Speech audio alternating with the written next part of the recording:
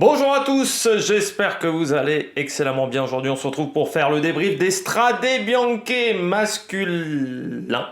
Dans la course masculine, on va y arriver. On va débriefer la course des hommes. On fera une autre vidéo pour la course des femmes un peu plus tard, je pense. On va revenir un petit peu sur tout ce qui s'est passé. Ça a été assez rapide, hein, sur tout ce qui s'est passé. On parlera des coureurs au top, des flops de la journée. N'hésitez pas à vous abonner à la chaîne, à réagir dans les commentaires, à mettre un pouce bleu, à partager la vidéo sur les réseaux sociaux, notamment auprès de vos proches si vous pensez que ça peut les intéresser. Dans les commentaires, n'hésitez pas à me dire qui vous a plu, qui vous a déçu. PS 2.0 sur la plateforme de podcast. Les shorts sur YouTube, comme également les TikTok aussi. Puis si vous avez les moyens et que vous voulez soutenir mon travail, vous pouvez faire un super thanks. Vous pouvez aller également voir la petite cloche, comme ça vous êtes au courant des dernières vidéos qui sortent sur la chaîne et voir les différentes playlists. On commence tout de suite avec l'Estrade Bianche. Aujourd'hui c'était le Pogacar, le Pogit Show. Oui, alors, il était fort. Ça c'est clair et net qu'il était fort. C'était le plus fort aujourd'hui. Il a aussi profité du fait est que derrière, pendant 40 bandes, ça n'a pas roulé. Entre 80 km de l'arrivée et quasiment l'attaque de Van Gils, et même après encore l'attaque de Van Gils, ça roule pas. Dans le groupe de chasse, ça ne roule pas. Donc j'ai déjà vu des mecs mettre sur Twitter sans aucune preuve, c'est ça qui est toujours drôle, dire le mec est dopé. Dans ce cas-là, je veux bien, mais si vous mettiez autant d'énergie à le marquer sur Twitter qu'à apporter les preuves qu'il est dopé, peut-être que la lutte antidopage serait beaucoup plus importante.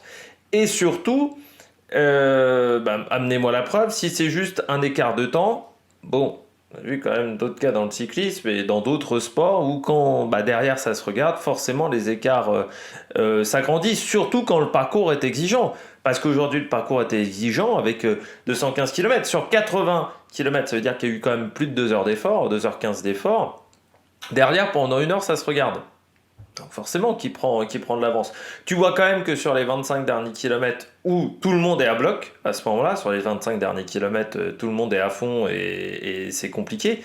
Il prend quasiment pas de temps, il en perd même un petit peu parce que tu sens qu'à partir de 20 km de l'arrivée, c'est compliqué au niveau musculaire. Tu vois que vraiment le coup de pédale est pas plus très fluide, le coup de pédale de Pogacar. C'est le cyclisme actuellement, c'est-à-dire qu'on a des gars qui sont capables de partir de loin et de vouloir faire le spectacle. Moi, quand à 90 bandes de l'arrivée, je vois UAE devant et je vois qu'il n'y a plus qu'il y en a 2 ou 3 devant Pogacar, je me dis, il va partir à 80 bandes de l'arrivée.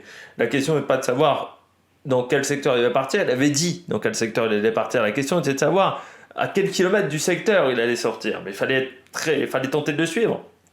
Sauf qu'il part, mais comme une lettre à la poste. C'est-à-dire quand je l'ai vu partir, très clairement, au bout de 3 km, je me suis dit c'est fini. Parce que derrière, ça se regardait, parce que derrière, tout le monde s'attendait à ce que Visma roule. Visma n'a jamais roulé. C'est là où ça a été le problème. Tout le monde s'attendait à ce qu'il y a 4 Visma. Bon, Visma va faire le travail. Tu vois des Visma, bon, tu vois, quand t'es un coureur comme Romain Bardet, c'est pas à toi de rouler derrière.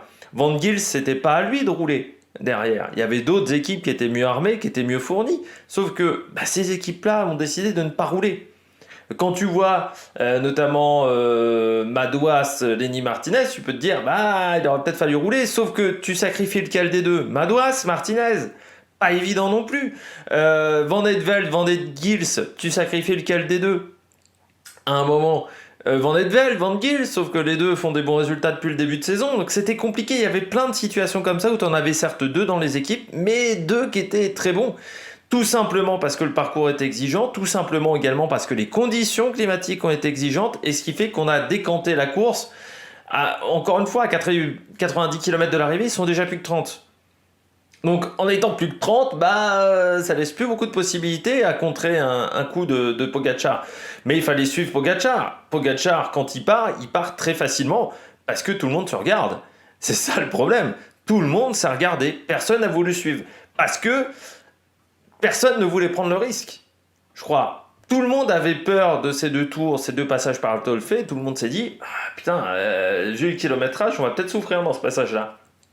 Sauf qu'encore une fois, le vent était assez peu souvent défavorable sur le parcours final. Donc ça a, je pense, pas mal poussé Pogacar, notamment dans certaines phases de transition. Et puis surtout derrière ça se regardait quoi. Donc avant l'arrivée dans le circuit final, ça se regardait. Il a fallu attendre encore une fois à 45, 46 bornes de l'arrivée pour vraiment que ça accélère et qu'il y ait des tentatives. Ça roulait par à-coups et les trois quarts du temps ça ne roulait pas. C'est-à-dire que ça se regardait, ça jouait la deuxième place. C'est pour ça que l'écart est aussi important quand tu regardes parce que bah, derrière il y a une différence de rythme assez notable. Mais encore une fois, bon, c'est un exploit comme Remco Evenepoel le fait, comme Pogacar le fait déjà, parce que j'ai pas comme titre dans le Tour de Lombardie, il l'avait pas déjà fait. C'est un exploit, c'est une performance incroyable comme le fait parfois Vingegaard, comme le fait Van Der Poel. Bon, le problème, c'est que Monsieur Vaillé, si on va par là, ou ces mecs-là, bah, à chaque fois, quand c'est Remco, ah non, c'est fantastique, et puis quand c'est les autres, c'est dopage. Soit tu considères que à chaque fois que c'est un exploit comme ça, c'est forcément dopage, dans ce cas-là, tu vas plus t'enflammer pour grand-chose à la vie. Mais bon, ça peut être un choix de dire qu'à chaque fois que c'est ce cas-là, c'est dopage, mais dans ce cas-là, quand c'est Remco, c'est pareil, quand c'est, je sais pas, Vingegaard, quand c'est même un Madouas qui part avec Julien Alaphilippe, ou un Cosnefroy qui part avec un Julien Alaphilippe sur la Bretagne Classique il y a quelques années où ils font 48 bornes ou 50 bornes ensemble, bah là aussi, t'émets des doutes. Ou soit, t'attends qu'il y ait l'épreuve un jour du possible dopage de Pogacar et tu fais confiance à l'agence mondiale antidopage. Moi, je suis plutôt partisan de cette option numéro 2.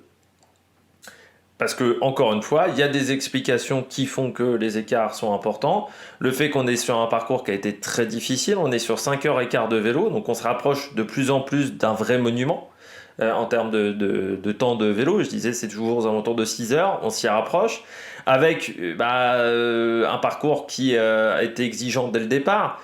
Contrairement à un Tour des Flandres ou contrairement à Paris-Roubaix où la première heure de course, la première heure et demie de course est plutôt simple, même Liège-Bastogne-Liège, la première heure et demie de course, c'est quand on arrive jusqu'à Bastogne, c'est pas là où on a les plus grosses difficultés. Là, c'est vrai que sur l'Estradé, vous avez des difficultés d'entrée, comme sur l'Amstel, où il y a des difficultés également tout de suite.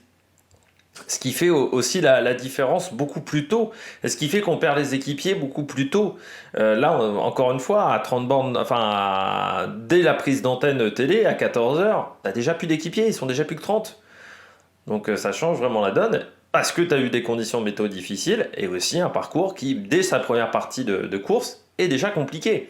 C'est-à-dire tu as 4 secteurs, tu dois avoir déjà 10 bornes de chemin de terre sur les 50 premiers kilomètres de course. Il y a peu de courses comme ça qui sont capables de proposer autant de difficultés d'entrée. Et c'est ce qui fait aussi que les stradés sont compliqués, parce que tu n'as pas de moment de répit. Il n'y a pas de moment où tu peux te mettre en rythme. Dès le départ, je crois qu'au bout de 15 km de course, tu as déjà un premier secteur. Voilà, c'est aussi la particularité. Par contre, je voudrais revenir sur le parcours. Il y a des choses qui sont bien dans ce nouveau parcours. Le kilométrage, pour moi, le fait que ça rend la course beaucoup plus difficile aussi qu'auparavant. L'exploit de Pogacar, il aurait été plus compliqué les années précédentes. Alors, il avait déjà fait 55 km une époque. C'était plus compliqué parce qu'il y avait moins de kilomètres. Donc comme il y avait moins de kilomètres, c'était un peu plus facile. Là, c'est devenu une vraie course d'endurance, encore une fois, parce qu'on est sur 5h15, 5h20 de vélo. Et que dès la première partie de course, ça a été exigeant, parce que j'ai pas regardé la moyenne. Mais la moyenne, elle doit être énorme. Aujourd'hui sur les stradés on est quand même à 40 de moyenne 5h20, voilà, 5h19 de course, mais voilà, 40 de moyenne. Donc là, les premières heures de course ont quand même déjà été assez costauds du côté de cette épreuve. Et puis du côté donc du parcours, pour moi, ça n'a pas d'intérêt de passer 2 fois par le Tolfé. Je suis d'accord qu'il faut, pour moi, plus de kilomètres. Moi, je suis pour qu'il y ait plus de kilomètres, que la course soit plus dure. Par contre, le double passage par le Tolfé, non, parce que déjà, ça enlève le côté... C'est comme si on passait 2 fois par la côte de la Redoute ou 2 fois par la Trouée d'Arenberg. Je trouve que ça enlève un petit peu du mythe de ce passage-là, d'y passer 2 fois. Et en plus... Parce que très clairement, on a une phase de transition d'une bonne vingtaine de kilomètres de goudron, il ne se passe rien, comme le disait un petit peu Tim Wellens. Donc moi, je suis pour qu'on rajoute des kilomètres, Mais pour moi, il faut rajouter des kilomètres de chemin blanc et il faut trouver des nouveaux chemins blancs. Là, je trouve que RCS, ils ont été un petit peu feignants. C'est facile de faire une boucle. Mais bon, il aurait été plus intéressant de trouver d'autres secteurs, d'autres chemins de vignes, peut-être difficiles, peut-être plus longs, peut-être plats, peut-être en descente, dans d'autres endroits, peut-être plus étroits également. Et je crois que du côté d'RCS, on a fait preuve un petit peu de fainéantise en disant bon, on va faire une nouvelle boucle, et puis voilà, ça va passer crème. Bah non, ça n'a pas été super intéressant, que ça soit chez les garçons, mais encore plus chez les filles, où là, ça a vraiment neutralisé la course pendant un long moment. On regarde tout de suite les coureurs au top. Attaque de Marlou! Premier coureur au top, Pogačar. Pogačar, il a été impressionnant aujourd'hui, quoi. Hein. Il n'y a pas grand-chose à dire. Déjà, il faut avoir le culot de le faire à 80 bornes de l'arrivée. Il faut déjà avoir le culot. Dans sa tête, il faut déjà avoir un grain. Très clairement. Ensuite, il profite quand même du fait que ça se regarde derrière. Parce que ça s'est quand même bien regardé derrière. Mais ce qui est fort de la part de Pogačar pour moi, c'est il sait qu'il va partir pour 2 heures quand même. Il est parti 2h30 d'effort intense. C'est-à-dire, quand il part à 80 bornes de l'arrivée, il a fait plus de 2 heures hein, dans le final. Il sait qu'il part pour un moment qui va être compliqué, qui va être douloureux physiquement. Et il se dit, c'est pas grave. Il faut avoir donc déjà le culot. Je pense que c'est ce qui fait qu'il a fait la différence d'entrée parce que les autres se sont regardés et se sont dit non mais on va pas le suivre. Non mais bon ça va se regarder. Non mais alors qu'il fallait le suivre tout de suite parce qu'encore une fois c'est pas la première fois qu'il le fait. Pour moi c'était prévu d'entrée vu comment son équipe a roulé à 90 bornes de l'arrivée où il y a déjà plus grand monde. C'est que c'était déjà prévu dans le plan. Donc en fait le plan était déjà complètement fou. Et puis après il faut tenir au niveau endurance. C'est-à-dire, faut tenir au niveau endurance, faut tenir au niveau gestion nutritionnelle. Faire un effort comme ça de 80 bornes, ça consomme énormément d'énergie, donc il faut récupérer énormément le sucre, parce que c'est bien beau de dire le mec est dopé, le mec est chargé, mais bon, si le mec il sait pas s'alimenter, de toute manière, il fait pas non plus 20 bornes, il a une crampe et il fait une crise d'hypoglycémie. C'est-à-dire que voilà, faut aussi être intelligent dans le fait de dire que dopé, on n'en sait rien, donc on ne fait pas des accusations comme ça en l'air. Et deuxièmement, où soit on amène les preuves. Pour le moment, les preuves, elles sont pas là. Je suis désolé de dire, mais pour l'instant, il n'y a personne qui a les preuves. Et puis, de l'autre côté, eh bien, il faut aussi saluer la gestion nutritionnelle sur cet effort-là. Encore une fois, à 80 km à haute dépense énergétique, il tient. Encore une fois, sur les 20 derniers kilomètres, vraiment, tu vois que le coup de pédale est plus bon. Même avant le tolfé où il se tient la cuisse, tu sens que musculairement, c'est compliqué. Je pense que voilà, il n'y a plus grand-chose dans les sockets. La différence, c'est que derrière aussi, il n'y avait plus grand-chose dans les sockets. Voilà, et tu sens que vraiment les 15 derniers kilomètres, enfin, les 5-10 derniers kilomètres, bon, il sait qu'il a de la marge, mais c'est très compliqué musculairement parce qu'il sait qu'il va gagner. Mais donc la douleur revient encore plus, je pense, du côté de Pogačar. Mais oui, c'est un exploit sensationnel qu'il a réalisé. Voilà, il y a peu de mecs qui sont capables de le faire, ça, aujourd'hui, et qui sont capables de l'oser. Encore une fois, il y a Remco Evenepoel qui le fait. Presque de se dire, je débranche le cerveau, et puis j'y vais, quoi. Je m'en branle. Si je perds, mais j'y vais à fond. Et ça, c'est ce qu'il a décidé de faire. Non, il a été impressionnant vraiment dans le final, Pogačar. Enfin, la solidité physique qu'il a eue pendant toute la course, jour de reprise aussi hein, pour Pogačar. Il faut quand même rappeler que c'était son premier jour de course. Il avait déjà fait ça sur la Classique Arène Parisor, mais c'était pas la même densité au niveau de la start list. Là, c'est impressionnant. Après, on peut aussi dire qu'au niveau de la start list, on a ni Van Der Poel, on avait que Pidcock et Romain. Non, Bardet n'avait pas été ancien vainqueur, donc il y avait Pidcock. Je sais pas qui y avait d'autres en ancien vainqueur. Mais t'avais ni Van Der Poel, ni Remco Evenepoel, ni Vingegaard. T'avais que Mohoric dans les fous qui était au départ. Il n'y avait pas Van Aert non plus. Donc il y en avait quelques-uns quand même qui n'étaient pas là dans les complètement cinglés. Et c'est pour ça que Coco, oui, il a réussi à faire la différence. Mais impressionnant. Impressionnant, Tadej Pogačar aujourd'hui. Deuxième coureur top. Bah, un autre coureur qui a été impressionnant. Tom Skuns. Le mec tombe. Le mec fait 10 km, 15 km de chasse-patate entre le groupe des poursuivants et Van Gils qui était parti dans le premier passage du Tolfay. Skuns, c'est pas une journée simple, quoi. Pas une journée facile pour Stumken. Ce qui montre aussi que derrière, ça s'est quand même sacrément regardé, parce que un Tom Skuns, même s'il est dans une grande journée, hein, il est tombé, donc il est obligé de faire un effort pour revenir. Il est en chasse-patate derrière Van Gils, et pourtant, bah, il arrive quand même à finir deuxième. Alors certes, il a été performant pour battre Van Gils, mais ça montre qu'un Thomas Pidcock est parti trop tard, que les Cosnefroy et autres n'ont jamais réussi à s'entendre, ce qui fait que l'écart a augmenté à des proportions assez incroyables. Mais Tom Skuns, putain, incroyable. Surtout qu'en plus, Van Gils, il lui met une belle minace, quoi. Je me dis, quand il commence à accélérer, Van Gils, je me dis, putain, Skuns, il va avoir du mal. Il arrive à s'en sortir. Très très grosse course du laiton. Pour moi, c'est l'un des plus gros résultats de Tom Skuns dans sa carrière. Il avait remporté les 3 Vallées Varésines. Andratch également en 2018. Dans ses grosses années. L'année dernière, il fait une belle saison, hein, déjà en 2023. C'est une saison qui est très intéressante, notamment 5e de la Marineland Classic. 9e du circuit franco-belge, 13e des championnats d'Europe, où ça avait roulé fort, 6e à Classica San-Sébastien, 5e à Gate Show. Et si je regarde sur les épreuves de début de saison, bah, il avait déjà fait 17 au Stradé. Et il avait fait 9e de la Flèche Brabanson, qui était aussi dans des conditions qui n'étaient pas évidentes. Donc, non, très très fort. Il avait déjà fait 112 km d'échappée sur le Etniusblatt. Là, 164, parce qu'encore une fois, il y a la chute, il y a le retour, il y a un peu de tout pour Coco. Donc non, c'est impressionnant ce qu'a réussi à faire Tom Skuns. Parce qu'il y a peu de mecs qui sont en capacité de faire ça. Donc, non, oui, les chiffres kilomètres sont faux. Hein. Je me disais bien que c'était bizarre, parce qu'ils mettent 325 km d'échappée pour Pogacar. Ça doit pas être les kilomètres d'échappée, ça va être le nombre de vues sur la page. Voilà, ça va être un truc comme ça. Mais non, il a été impressionnant, Tom Skuns, aujourd'hui. C'est-à-dire qu'il fait vraiment la différence sur une course qui a été difficile, où bah voilà, c'est pas évident.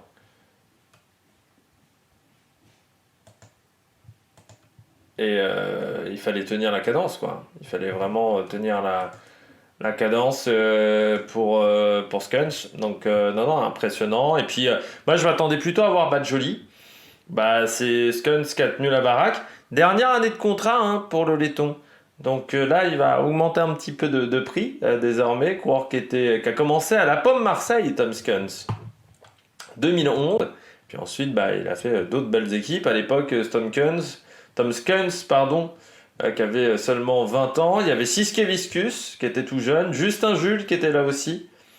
Il y avait également Daniel Ricardo Diaz. Et puis Julien Antomarchi aussi.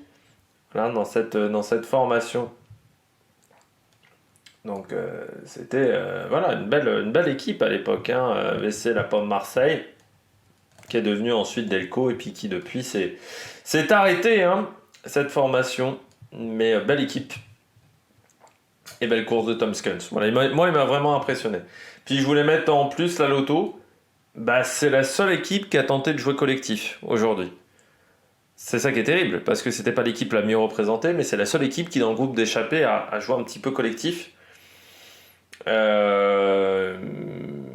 ça a tenu la baraque avec Van Edveld qui fait l'effort pour Van Gils, qui lance Van Gils, un peu comme les AG2R. Les 2-4 AG2R sur lui à E-Tour. Et putain, ça a été très très très impressionnant. Hein. Cette accélération, elle fait vraiment mal. Et derrière, après, personne n'arrive à suivre dans le Tolfay. Hein. Une fois qu'il est parti. Ensuite, je pense qu'il gère mal avec Tom Skuns parce qu'il roule tout seul pendant 15 bornes alors que bon, il aurait pu l'attendre au moins 5 km avant. Ce qui fait que là, je pense qu'il consomme pas mal d'énergie à ce moment-là. Puis après, derrière, Tom Skunch a quand même été fort. Mais bien, de la part de Van Gils. Ça montre aussi que Van Gils, toute cette génération de la Lotto très forte avec Van Velt et autres, ils sont en grosse phase de progression. Il y a Segart également qui a gagné là aujourd'hui en Belgique. C'est toute cette génération et Van Gils, il fait un énorme début de saison. 5e de la Faune Ardèche, 3e de la Drôme Classique. Il gagne également l'étape du Tour d'Andalousie, le contre-la-montre par équipe, le contre-la-montre individuel du Tour d'Andalousie, qui était aussi en arrivée en boss. Ça montre qu'il fait un énorme début de saison, deuxième. Il n'est pas sorti du top 5, voilà, pour le moment, depuis le début de saison. Donc il va faire Milan. Il va faire ensuite le Tour de Catalogne et la Flèche Brabançonne, mais il est en très grande condition physique, notre ami Maxime Van Gils. Et c'est un coureur qui progresse énormément. Coureur qui avait une sanction disciplinaire en tout début, pendant un mois, en tout début janvier, parce que sur la dernière course qu'il avait participé, il avait eu un geste déplacé sur la Japan Cup Cycle Road Race, mais les progrès sont impressionnants chez Van Gils. Et encore une fois, la Lotto Destiny depuis le début de saison, c'est un énorme début de saison qu'ils réalisent. Nous, en France, on parle beaucoup de Décathlon AG2R, mais c'est vrai que si tu compares le début de saison de la Lotto par rapport au début de saison de Soudal Quick-Step, waouh, c'est costaud, la Lotto. Entre Dely, Van Velt, Segart, Van Gils, aussi... qui en a d'autres dans cette équipe qui fait un gros début de saison et qui est en forme. Chez Poulveda, c'est pas catastrophique non plus. Non, c'est du solide pour le moment ce qu'arrive à faire cette équipe. Et puis, on espère que ça va continuer comme ça. Ça va montrer à tout le monde que ils ont leur place pour remonter en World Tour et qu'il faudrait compter sur eux parce qu'il y a cette jeune génération belge qui fait des excellents résultats aujourd'hui. Ça, faut le dire.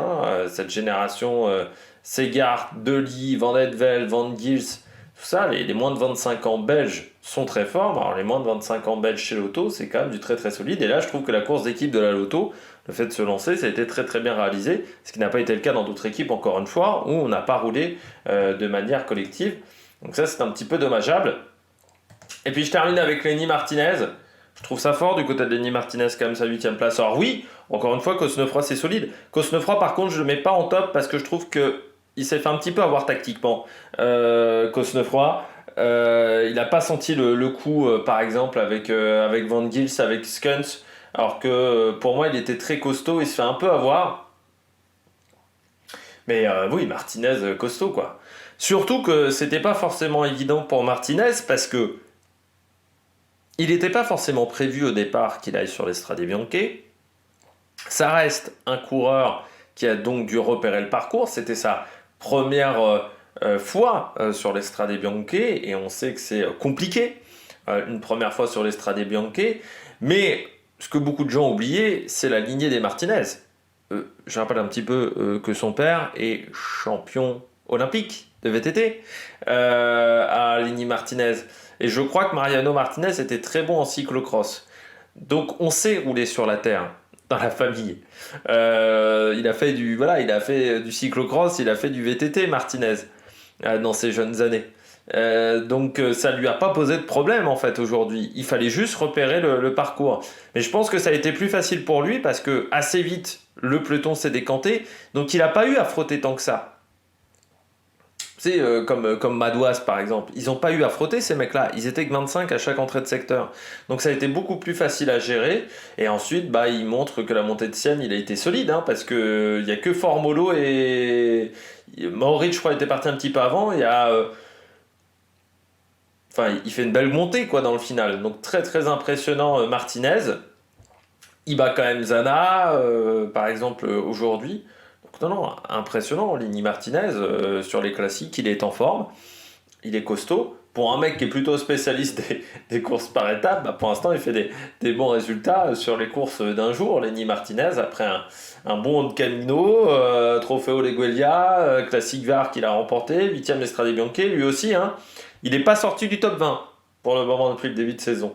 malgré un contre-la-montre qui n'était pas simple à Grand Camino. Voilà, il a toujours été dans le top 20, donc on va voir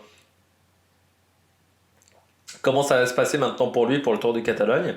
Mais la condition physique est bonne. Et lui aussi, on sent qu'il a pris de la caisse pendant l'hiver. On sent qu'il a progressé. Ça, c'est très intéressant pour Lenny Martinez et pour les suiveurs de Lenny Martinez. Il va être courtisé, Lenny Martinez. Ça, c'est sûr. Après, j'ai lu les propos de... Comment il s'appelle J'ai oublié son nom. Sur Twitter, d'un des suiveurs cyclisme. Je l'appelle toujours le Romain... J'ai oublié les noms là, dis donc. Le Romain Molina, un petit peu du cyclisme. Mais un petit peu comme Romain Molina, c'est-à-dire que des fois il a des bonnes touches, des fois bon, il se plante un peu. Bon, il a refait un truc en disant que Lenny Martinez voudrait beaucoup d'argent et que ça plairait pas à la Groupama. Je me méfie parce que la dernière fois qu'il a parlé de la Groupama, il s'est quand même complètement planté. Charles Marceau, voilà. Sauf que la dernière fois qu'il a parlé de la Groupama, il s'est quand même bien fait avoir. Donc bon. On va rester très très très très très très très prudent dans cette situation-là. Donc on va voir maintenant ce que ça va donner pour Martinez. Forcément, il va être courtisé parce que c'est un grand talent, parce qu'il a 20 ans, parce qu'on sait qu'il a d'énormes qualités, qu'il sait faire beaucoup de choses. Forcément aussi, le problème chez Groupama, c'est que tu as beaucoup de coureurs qui ont du talent et que jusqu'à maintenant, ils avaient des contrats qui n'étaient pas si chers que ça parce qu'ils venaient de la Conti. Ils n'avaient pas des contrats forcément mirobolants, sauf que là les résultats vraiment s'accélèrent et progressent, donc c'est sûr que ça va coûter plus cher en salaire, mais j'ai envie de dire que du côté de la Groupama, on n'a aussi pas forcément remplacé le départ de Thibaut Pinot. Donc c'est-à-dire que la masse salariale de Thibaut Pinot, je pense qu'il y a une partie qui n'est pas utilisée cette année, donc qui sera peut-être disponible pour augmenter le salaire d'un Lenny Martinez, d'un Romain Grégoire, potentiellement également d'un Paul Penwet, il ne faut pas oublier, malgré sa blessure. Et puis il y a peut-être des coureurs également qui vont partir de chez Groupama en fin de saison. Donc voilà, faudra voir la situation. Il y a peut-être des Germany et autres qui ont des petits contrats aujourd'hui, mais qui vont partir et qui ne vont pas être renouvelés. Donc ça permettra peut-être de dégager des fonds pour Lenny Martinez. Et puis peut-être qu'il demandera une rallonge à Groupama ou à la Française des Jeux pour garder ces coureurs-là. On regarde tout de suite les bonnets d'âne. Bonnet d'âne, je commence avec la Visma. Hein. Alors certes, Christophe Laporte est 10e, mais pour moi c'était pas forcément le leader de l'équipe, Christophe Laporte, parce que pour moi le parcours était trop difficile pour des profils, on va dire, coureurs de classique.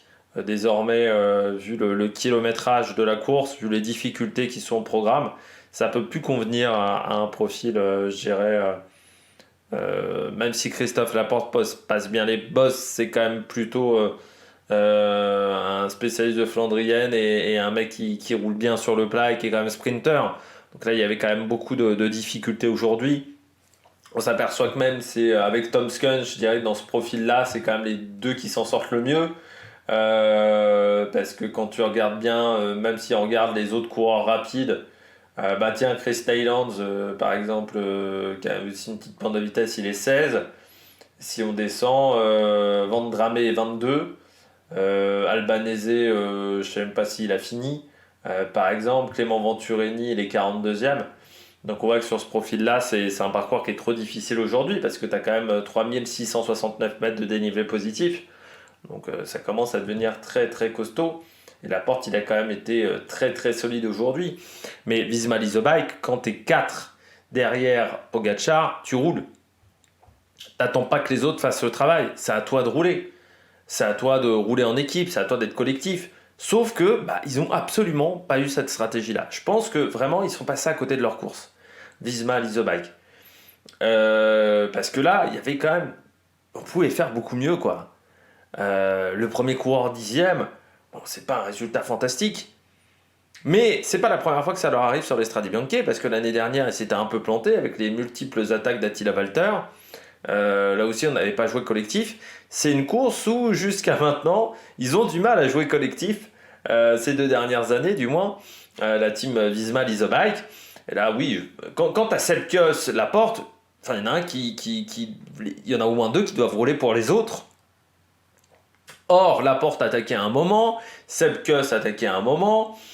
Bon, Walter, on ne l'a pas vu de la journée, quasiment, mais c'était pas suffisamment constant en termes de rythme pour revenir sur Pogacar. Et forcément, vu qu'ils étaient quatre, bah, ils étaient un peu obligés de prendre le peloton en main. Enfin, le peloton en main, ce qui restait du peloton. C'était pas à des coureurs qui étaient seuls, comme Pidcock, comme Mohoric, ou un Formulo, de faire le job, parce qu'eux, ils avaient personne avec eux. C'était pas un Romain Bardet de faire le job. Romain Bardet, en passant, qui fait une journée intéressante, mais qui s'est fait quand même des sacrées grosses frayeurs. Donc c'était à Visma Leasebike, et il fallait qu'un Christophe Laporte, par exemple, roule, je pense, pour des Sepkus et autres, vu le final de la journée. Sauf que je crois qu'ils sont un peu ratés les cours de stratégie aujourd'hui. Il n'y a pas grand-chose qui a marché du côté de la Visma Leasebike. C'est un petit peu dommage parce que bon, une 10e place, c'est pas exceptionnel. Voilà pour cette formation et surtout que ça soit Laporte qui soit le premier coureur de l'équipe. Pour moi, c'est un petit peu une anomalie encore une fois. Même si Laporte est un très bon coureur, pour moi, c'était trop difficile pour Christophe Laporte pour qu'il aille chercher la gagne. Donc, et je suis assez surpris même qu'il finisse quand même 10e parce que moi, je le voyais beaucoup plus loin. Christophe Laporte, je dirais, lors de ma présentation. Donc, mais voilà, un Sepkus, moi je le voyais bien parce que Ryan Paesor, il a été intéressant. Elle est bizarre même le début de saison de Sepkus parce que il est toujours placé dans les bons groupes, on va dire. Parce qu'à Ryan Paesor, il est dans un groupe qui est bien placé, pareil là encore aujourd'hui. Mais on n'a pas l'impression qu'ils sont en capacité de changer de rythme. Il faudra voir sur les prochaines courses. Pour l'instant, il a du mal à changer de rythme de manière impressionnante, Sepkus. Mais oui, je pense qu'ils sont passés à côté. J'ai pas compris leur stratégie. Personne se sacrifie pour personne. Je trouve pas que c'était l'idée du siècle. J'ai oublié de parler, en parlant de Martinez. Romain Grégoire, par contre, ça a été un peu plus compliqué que l'année dernière. Hein. L'année dernière, il avait fini 8. Là, Romain Grégoire a été un petit peu plus en difficulté sur cette épreuve. Il prend la 39e place. Romain Grégoire, donc un peu plus discret. On peut quand même souligner que chez Groupama, il n'y a aucun coureur qui a abandonné sur cette épreuve. Deuxième flop, Julien Lafilippe, forcément. Encore une chute. Pour Julien, ça fait 3, je crois, depuis le début de saison. 3 ou 4. Donc c'est vrai que c'est beaucoup. On n'a pas vu le moment de la chute parce que c'est à 95-96 km de l'arrivée, donc c'est avant le direct télé. C'est un secteur, je sais pas si c'est pas le secteur qui est en descente. Il y a un secteur qui est très technique où tu as des virages en descente. Il y avait eu un Loïc Fliegen qui était parti en échappée, qui était parti en attaque une année sur un Stradé, une édition d'Estradé sur ce secteur-là. Je pense que c'est là où Alaphilippe est tombé. C'est dur pour lui, parce qu'en plus c'est une épreuve qu'il a remportée, c'est une épreuve où il est déjà tombé par le passé aussi. Donc c'est vrai que c'est compliqué. Avec Paul Magnier en plus, Paul Magnier semblait vachement amoché. Alaphilippe, j'ai pas de nouvelles. Je peux regarder tout de suite parce qu'il est 19h21, donc peut-être que j'aurai des informations sur la chute de Julien, mais c'est vrai qu'il y a une sorte de spirale négative en ce moment, il n'y a rien qui fonctionne. Voilà, c'est chute, problème, déclaration de son patron. Il n'y a pas grand chose qui fonctionne et c'est un peu une série noire. Et quand tu es dans cette situation-là, il y a un peu une sorte de cercle vicieux parce que plus tu tombes, moins tu vas avoir confiance, donc plus tu vas avoir les mains sur les freins, mais plus tu vas être en situation de provoquer des chutes, donc plus tu vas être en situation de chuter. Enfin, il y a une sorte de cercle vicieux. On peut quand même se poser des questions. Ça, c'est une question qui m'intriguait du côté de Julien Lafilippe, c'est les choix techniques quand même du côté de lui et de ses mécaniciens, parce qu'il tombe quand même très régulièrement depuis 2 ans. Je ne sais pas si du côté de Quick-Step, je ne me suis pas renseigné, ça fait depuis 2022 qu'ils tombent beaucoup. Est-ce qu'ils ont changé de marque de pneus à ce moment-là? Est-ce qu'ils ont changé de marque de roues et ils seraient moins à l'aise avec ça? Parce qu'avant, ils ne tombaient pas autant, Julien Lafilippe. Là, ça fait depuis 2022 que c'est très compliqué au niveau des chutes. Donc est-ce qu'il y a eu une évolution au niveau des matériels, ce qui fait qu'il est moins à l'aise avec ce matériel-là? ce qui provoquerait ces chutes parce que bah oui, quand t'es pas à l'aise avec la roue ou avec la potence ou je sais pas avec un élément du vélo, peut-être que c'est un problème. Peut-être que c'est aussi des choix de Julien Alaphilippe au niveau mécanique, c'est-à-dire d'être peut-être surgonflé à certains moments ou de pas avoir des sections suffisamment larges. En pensant que bah, en étant plus gonflé, tu as moins de résistance, donc tu vas plus vite, tu consommes moins de watts. Pareil, si tu as une section qui est un peu moins large, et bah, tu vas avoir moins de résistance à l'effort. Mais aujourd'hui, il y a un vrai problème quand même du côté de Julien Alaphilippe, ce sont les chutes. Il chute trop aujourd'hui. J'espère que ça va pas devenir le nouveau Nasser Boigny, quoi, qui en 2023 a enchaîné les chutes et n'a plus réussi à se remettre dans le cyclisme. Donc, encore une fois, pour moi, Julien Alaphilippe, cette année, elle est cruciale parce que ça fait depuis 2 ans qu'il n'a pas de résultats, un peu comme Egan Bernal. Les deux, c'est une année cruciale parce que s'ils n'ont pas des résultats cette année, pour moi, ils sont finis. Donc, on voit que Bernal, lui, arrive à s'en sortir peut-être un peu mieux pour le moment. Mais là, Julien, va falloir remettre la machine en route. C'est clair et net. Mais bon, là c'est compliqué. Malgré tout, quand on me reprochait à un moment, j'ai dit chez Soudal Quickstep, ça fait depuis quelques temps qu'il n'y en a plus beaucoup qui gagnent. Chez Soudal Quickstep, où c'est 4-5 qui gagnent. Bah, le résultat il est là, c'est qu'encore une fois sur cette course, bah, si t'as pas Remco Evenepoel, très clairement, du côté de Soudal Quickstep, si t'as pas Van Wilder, aussi du côté de Soudal Quickstep, alors t'as Magnier, mais qui reste quand même un coureur qui est dans sa première année chez les professionnels. Mais tu t'aperçois que bah, y a plus grand monde qui est en capacité de gagner dans cette équipe. C'est assez terrible. C'est vraiment terrible. Aujourd'hui, c'est Van Wilder, Remco Evenepoel, Lampart, Asgreen. De temps en temps, quand il est en forme. Ça se résume à 4 pour moi. Et Merlier, 5. J'avais oublié Tim Merlier. Grosso modo, les résultats sur les derniers temps, c'est 5-6 coureurs grand maximum sur un effectif de 30, de 28. Ça pose quand même problème, quoi. Je vais compter, oui, t'as 6, t'as Magnier et Lamperti qui font 7, on va dire. 6-7. T'as Landa, on va voir du côté de Landa, mais t'as quand même beaucoup de coureurs qui n'ont pas de résultats ces derniers temps. Mauri Van Sevenant, là encore, il passe complètement à travers. Louis Vervaeke, on en a parlé il y a quelques temps. C'est pas suffisant pour le moment. Masnada, bon, maintenant il a quand même souvent un rôle d'équipier, mais quand il est leader, c'est pas dingue. Il y a trop de coureurs qui passent à côté dans cette équipe, pour moi. Donc ça serait bien de retrouver des résultats, quoi. Parce que là, c'est pas suffisant. Là, encore une fois, Asgreen 40, Van Sevenant 41. Cerny abandon, Magnier abandon, Siri abandon, Alaphilippe abandon, Anthony Bin il fait 56, mais encore une fois c'est sa première année chez les pros, donc faut pas lui en demander trop. Ça serait bien qu'il y ait des cadres, il n'y a pas que Julien Alaphilippe du côté des cadres, qui obtiennent des résultats et des résultats régulièrement. Et c'est là aussi l'un des problèmes du côté de la Quick Step. Je m'aperçois quand même que Mauri Van Sevenant, ça fait quand même depuis 2 ans qu'il n'a pas de résultats. J'ai l'impression qu'il n'a pas les mêmes propos avec Mauri Van Sevenant qu'avec Julien Alaphilippe, notre petit Patoche Lefebvre. Et qu'il n'a pas les mêmes propos aussi avec Mauri Van Sevenant et avec Remco Evenepoel, parce que je rappelle qu'il attaque aussi très régulièrement Remco Evenepoel. Notamment le père de Remco Evenepoel n'apprécie pas trop ces attaques de Patoche Lefebvre. On ne l'a pas réentendu dans une interview. C'est dommage, ça nous attriste presque. Je n'irai pas jusque-là. On termine avec Daniel Felipe Martinez. Je m'attendais à mieux de la part du Colombien, mais ça a été compliqué pour le coureur de la Bora. Le meilleur coureur de la Bora, c'est Lennart Kemna, qui finit 20e, et Martinez, il finit 37. Ça, je me disais, Daniel Felipe Martinez, vu la condition physique, je voyais également Sergio Higuita, par exemple, dans cette équipe. Je me disais, tiens, ça peut peut-être faire quelque chose de bien. Bah, il ne doit pas être à l'aise sur les chemins de terre, tout simplement. Il ne doit pas être à l'aise quand les conditions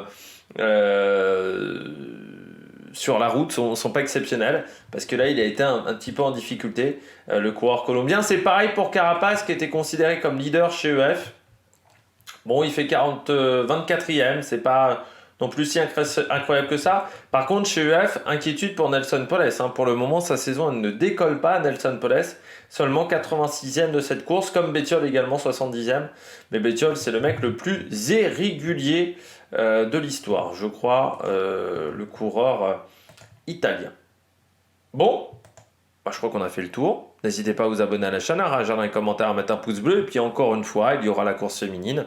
Il y aura également des vidéos, je pense, demain, avec la F1, avec le biathlon aussi, du côté de la Mastart. Donc on se retrouvera demain. Là, ça sera la seule vidéo de la soirée. N'hésitez pas à vous abonner à la chaîne, à réagir dans les commentaires, à mettre un pouce bleu. Et ciao ciao sur la Mec Production.